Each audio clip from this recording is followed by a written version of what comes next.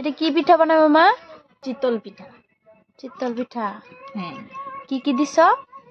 লঙ্কা, কাঁচা লঙ্কা বাটা বাটা, আরো ধনে পাতা, আরো পেঁয়াজ, হুম, হলুদ, লবণ। লবণ। এটা কার লাগে বানাইতেছ?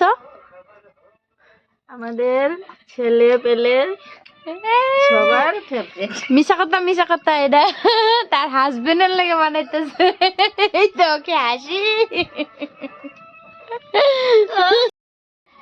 অল্প আগে সবজি পিঠা হয়েছে, সেটা হয়েছে আমাদের জন্য, আর এটা হচ্ছে বাবার জন্য, মানে আমার বাবুর জন্য।